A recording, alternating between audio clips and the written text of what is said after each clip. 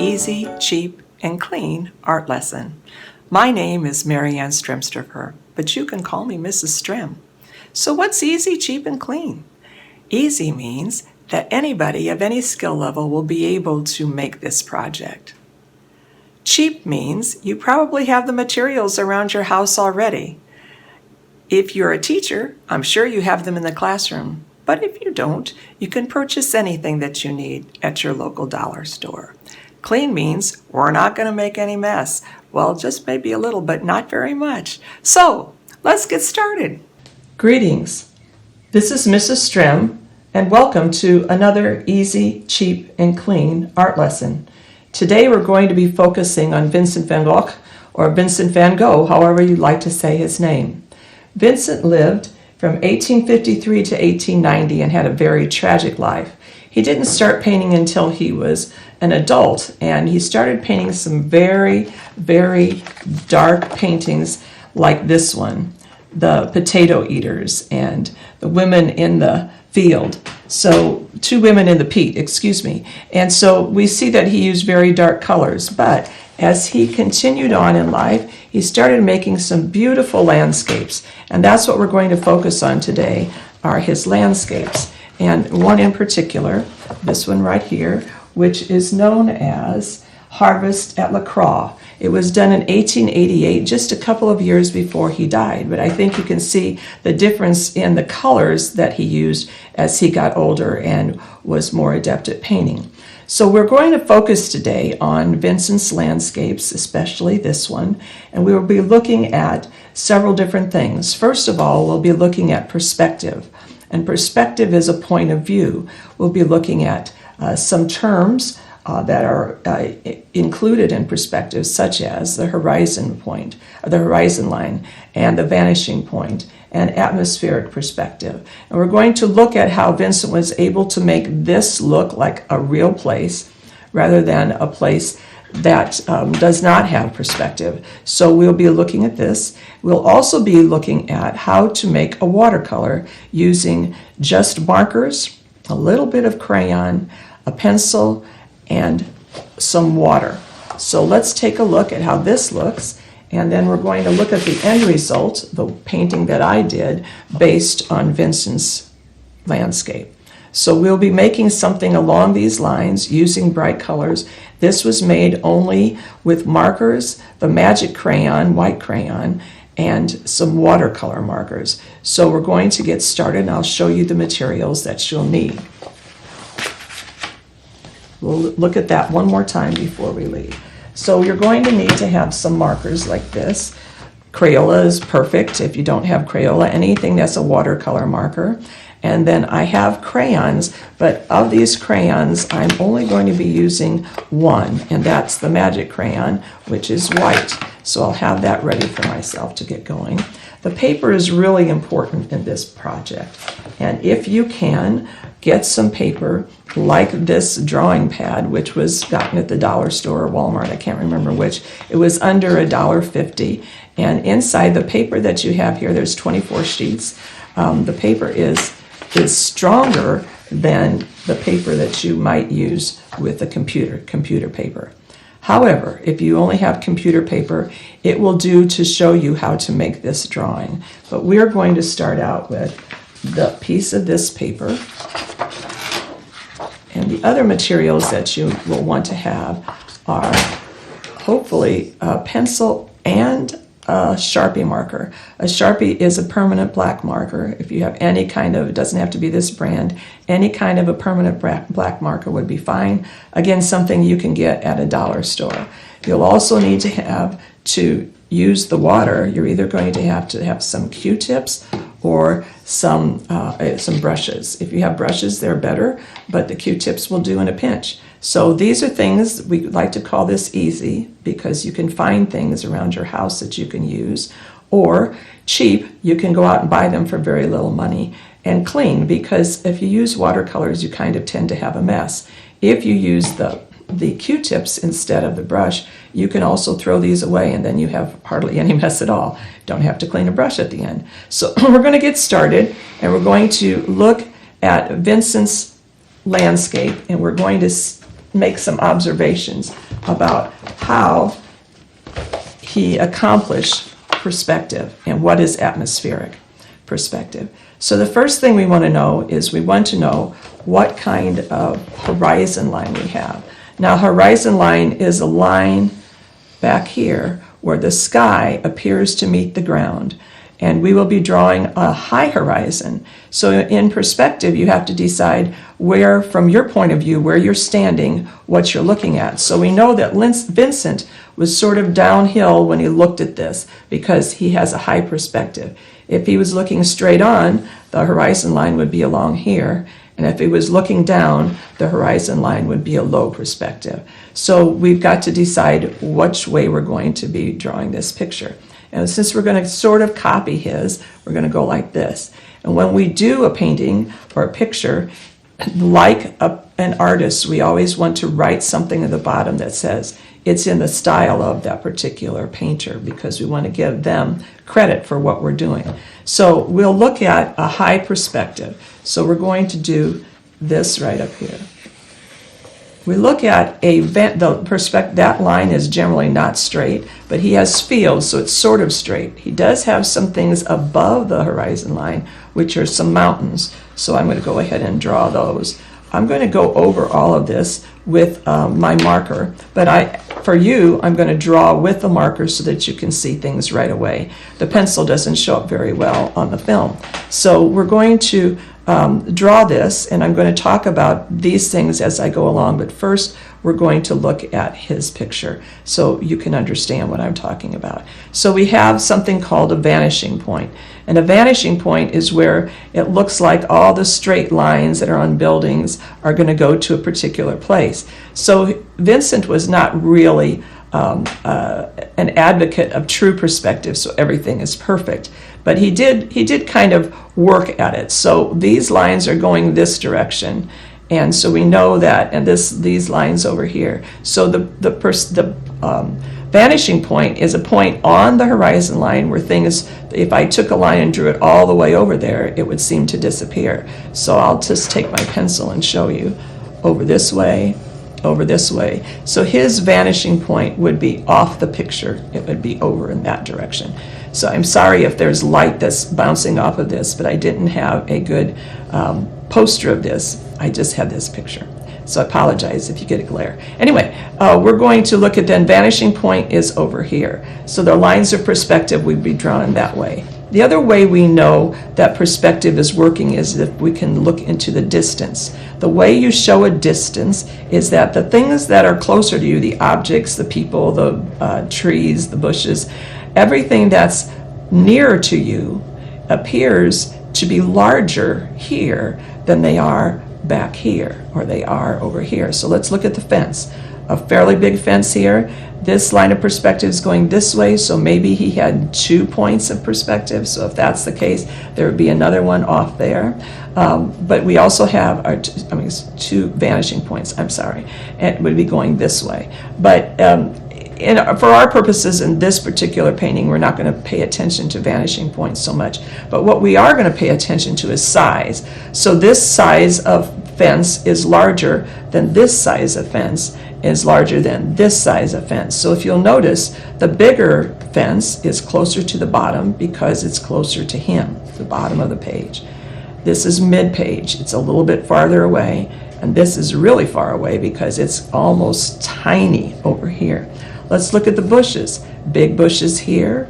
We have smaller bushes or trees here. And then way back here, there you can hardly see them. They're almost on the horizon. So he's showing distance by making things smaller and higher on the picture plane, which is what this whole thing is, the picture plane. It's your piece of paper you're going to draw on. So we've got that. The other thing that we want to talk about is atmospheric perspective. So I want you to look at the detail in these and the color of this goldenrod or whatever this is down here, because this is a harvest time in France. So we've got this, and then we start looking and we see this green, and then we start seeing a lighter green, and then the yellow becomes even lighter, the green becomes even lighter. The trees are not nearly as dark back here. This one seems to be, but this one is not. So as you go back into space, atmospheric perspective comes in to his point of view. What it says is that the farther away things are, the lighter they seem to be. And that's a scientific observation as well, because there's particles of dust in the sky or in the atmosphere. And as we get farther back into the picture, those particles of dust have an impact on the colors that we see. So we're going to look at this a little bit. Those are some of the terms that you need to remember if you want to. And we're talking about perspective, showing distance, atmospheric perspective, a horizon, and a vanishing point. This is what this lesson is all about. This lesson, though, is all about how to make a watercolor and how to make a drawing using those ideas. So we're going to just put Vincent's aside, and we're going to look at a piece of paper that I'm going to draw on. And I'm going to draw quickly so you can see how I did this. So it doesn't have to, I'm not going to draw everything because I have another piece of paper that has the drawing finished so we can get to the painting. So the first thing I want to draw would be this, and this is my horizon line. Next, I want to draw what's above the horizon line. In this case, it looks like some mountains. I'm not drawing exactly Vincent's picture, but I'm doing it in his style. Then up here at the foot of the mountains, there was a bit of a house, and it's kind of smaller barn. I'm not exactly sure what it is. It's sort of small, and it's going back into the distance, so I've got that. If you make a mistake, you just make another line, or you make some sort of an idea of what's going on. Down here from I've got, from this mountain, I've got a tree line. It's not very big. I'm going to go and we're going to do a lot of what's called scumbling, or that's sort of a scribble, just to give the idea of what we're looking at. Over here, there's some more trees. They're a little bit bigger than those. And then there's another tree line here. And I just drew a straight line underneath it. You don't have to. You can make it a scumbled line as well. So I've got this going, and then I want to make a little bit larger house or barn. I'm going to put it a little bit over to one side rather than the other because I want to show it in distance. It's not going to be exactly where Vincent had it. I'm going to go like this. It had a big, long top on the barn, and then we're going to go like so and make that. Over here we have a couple of trees that are a little larger than those, so they're getting closer. They're farther down. Notice that I'm drawing from the back, the very back of the painting to the front. And so the back of the painting is going to be higher on my picture plane. Over here he's got this sort of a hay stack, and on the side of it we have a ladder. So I'm going to go ahead and get that. I don't have to draw everything exactly the same as Vincent. Well, he's going to have trouble getting up that ladder, so we better put a few more of these. And at the bottom of that, there is a fence. Now, here's this fence right here. It's fairly large. I'm just doing these lines. There's a white thing right here, so I'm going to put the white thing in. And I'm going to continue drawing so that I've got the fence bigger here, and then when I come to the front, fence is going to be even bigger. I don't want to draw the whole fence up here. I get some more trees in. And there's a bunch of trees over here, and they are a little bit larger than the trees in the background. I'll put this bigger fence here, and then there's some fence going back into the distance. So it's bigger here, and then it gets smaller as it goes back, because this one goes really far back. So we've got that, and there's a line here, and then there's another line here. Well, showing the different fields. So let's take these over to this side of this, make the rest of this. And this is a very quick drawing so that you can see what I'm doing. And then here we've got this, a bunch of trees coming in here. Again, scumbling, trying to make sure that I've got them the right size. And then we're going to draw one more thing, and that is right along in here, he's got a cart. So I'm going to draw the cart just for some reference so that I can see what I've got going on. So the cart kind of goes like this, and this comes out of here. There's another one here, and there's something here. So now I've got this sort of drawn, and I want you to draw as fast as you can or as slow as you want. But you notice that using the black marker, it gives me an outline that I've got. So I'm going to take a look at this one more time. Bring Vincent's picture in, and then show you my picture. It's not the same at all, but it's in the style of him. So you can see what I've got going. Let's see if I can move this over a little bit, make sure that it's all on the screen. So here we've got this one, and this was the one that I started and finished before I got on. It was just a quick drawing as well. It's called In the Style of Vincent van Gogh. So I'm going to show you the one that I painted so you can see it in relationship to this. So I'm going to show you that it's not exactly the same, but I'm going to show you how to do the painting. So the painting is done with markers. And the markers are very, it's a fast way to paint. If you have regular watercolors, feel free to use those. But before I start, I've got my white crayon, and the white crayon is going to do some things for me. So one of the things it's going to do is it's going to make sure that there are areas that are white. So I have this area right here. Let's move mine out and move Vincent's in. And I'm going to look at where the white is. There's a bunch of white right there, so I colored this white. There's some really light colors here, so I'm going to make this part white. I'm going to put the same kind of white over on the front of this one. I'm looking at the hills in the background, so I'm going to make some lines, sort of like they are, that I have some white areas that are left. His sky doesn't have much white in it, but I'm going to put a little bit of white. I want some clouds, so anything I want to be a white cloud, I'm going to put a little bit of white there. I'm sorry you can't see this, but it will show up later on. Then, if you look at all of his fences, you're going to see there's some white in the fences. So I'm going to go and put white in all of the fences so I can preserve the white on the paper that's underneath it. So here's some more fences, putting some more white in. This fence over here has gray, white, whatever color that you want to use on them. We have some gray markers, so I'm going to use a little bit of that. And I'm going to put a little highlight on this little guy right here. And I think I've got enough white in here now. So I've got my white finished. Take a look at this one more time. And now I'm going to start applying the markers. So the markers this is a pretty big set. It's a set of 10. And the easiest thing for me to do is to take all of them out. And I'm going to be putting the lids away from me so I can remember to put them back on later. I'm going to use almost all of these colors, but I won't use black, and I probably won't use pink. So I'm going to put them back away, and I will be using the other ones. Now what you do is you're going to start not color all the way. I want to show you a different way to hold your marker. So the marker being held like this on its side. I'm not going to go like this. I'm going to color this way. So the first thing I'll do, I'll start from the top again. I'm going to just put some lines of blue up here. I'm not going to finish it because I don't want it to be that color of blue. I want to make it a little bit lighter. So I'm going to put those there. Then I'm going to start working on the other colors. Back in the back, I thought that some of this would be purplish. So you notice that it's on its side. But I don't ever like to have just one color in whatever I'm doing. So I'm going to add a little bit of blue underneath it because I want them dark, sort of, but I want them to have a blue tinge.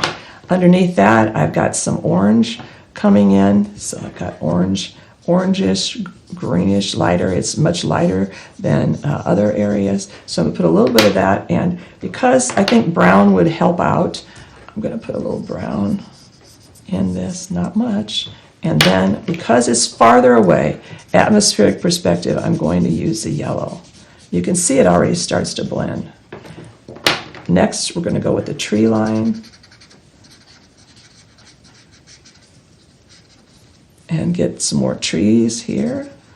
And the trees that are farther away, I'm going to put just a little bit of here. This is green here. There's a little bit of green here. There's some green here. So I've got those mostly finished. And back over here, I'm going to put a little bit of light in this green. And there is a big green swath being all the way across the picture over here. And that's going to get some yellow too. Then I have some other greens and browns. So I'm going to put some, nope, sorry, they're not greens and browns, they're oranges. So I'm going to put orange And a little bit of brown in there. Oh, that's red. Sometimes brown and red, you get them. It's okay. Whatever color I want, because I'm going to use the colors that I like. Now this part is going to be orange. This is oranger. This has a lot of yellow in it, so I'm going to put my yellow.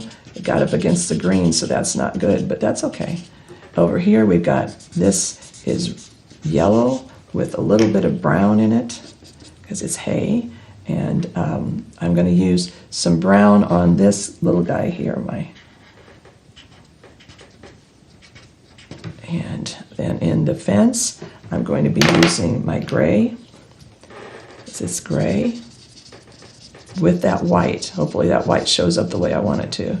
And here we go. Some gray up here, gray on this one, gray on this one. There's a little bit of fence here. This little guy right back here is going to get gray on him, and an orange roof. This one will have he has an orange roof and a blue side. So that's going to show up right in the middle of the picture, and I think I'll put yellow on this, and a little bit of yellow underneath here, because I want yellow back in this area. Over on this side, I have some more green, and I didn't get that one on. So green here, green along here, put the yellow in. I'm getting lots of colors. If I don't like the colors, we're going to do something afterwards so you can see what you can do to make this picture better. So down here is going to be orange and a bunch of yellow. And we're going to get brown in here, just a little bit. Okay, so now I have basically done what I want to do. So I'm going to show you how to use the Q-tip. So I'm going to start with my Q-tip right here. It has a point, so I want it to be a little bit different than other areas, because it gets right into the points, which I can't do with the brush that I have. So I'm going to use this just to show you how it works. Then I'm going to use the brush for the rest of it. Okay, you see how that is? But I can throw this away if I want to. I'm going to use my brush now and go up in the sky. Hopefully you'll see where that yellow was. If you get the brush with too many colors on it, make sure that you're always cleaning that brush.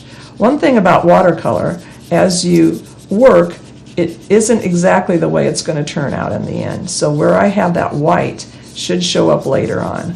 It's not showing up so much now, but I'm going to go ahead now and finish this area. This was more blue, so I want to make that blue show up inside of that purple. And we got these colors. I'm going to take another Q-tip, and he's going to go here to get that. Remember, this was white, so it's not going to show up as much. I can take the other clean side of the Q-tip and clean it off if I don't like it. So as I go down this watercolor, I think you're going to see what I'm talking about. If you put two colors in, do you see how many colors I've gotten in this part of the painting? That's what I'm after, is to get all of those colors. Well, I've got a mess right there, so it just started going in where I didn't want it to. That's where these Q-tips come in real handy, because they can pick up if you get too much water and it starts to bleed into something else. Sometimes you want it to bleed, other times you don't. So I'm going to do this little house right here. And come like so you can see where it's bleeding off. And what I'm going to do is just use this Q-tip again and pick up the excess so it stays pure colored. That's what I want, because behind it are going to be these other colors. This is how this all works. So I'm hoping that you will get your drawing done, and I'm not going to finish this one. I'll show you the one that I have that is finished. It isn't exactly the same again, but it starts to look a little bit like Vincent van Gogh's. Again, this is called Harvest at La Croix. He's got lots of other beautiful landscapes. If you want to look at the same one as Vincent, it's up to you to use one of his pictures as your inspiration. But I'd like you to try some landscapes and also using this kind of watercolor. As I said, when it gets dry, you can do some other things to it. So if you didn't like one area, let's say you wanted to put a few more brown strokes in here, you can go back with your marker and put some details in. Of course, you don't have white that you can use, but you can use some of these other colors. You can strengthen the color and go back in, and so you can see where the watercolor holds. Thank you so much for attending another art lesson, another easy, cheap, and clean art lesson. This is Mrs. Strem. Thanks a lot. Have a wonderful day.